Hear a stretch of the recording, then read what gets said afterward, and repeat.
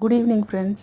இன்றைக்கி இந்த வீடியோவில் நான் என்ன செஞ்சு காட்ட போகிறேன்னு சொன்னால், என்னோடய ஓன் சிக்னேச்சர் டிஷ்னு சொல்லலாம். நான் ஒரு சில டிஷ் ட்ரை பண்ணி பார்ப்பேன். அது சரியாக வந்தால் அதுக்கு ஒரு பேர் வச்சு நான் வீடியோ போடுவேன். இதோட பேர் chicken liver soya sous fry. Okay, நல்ல டேஸ்ட்டாக வந்தது. நீங்களும் ட்ரை பண்ணி பாருங்கள். ஹெல்த்தி. இது செய்முறையை பார்த்துடலாம்.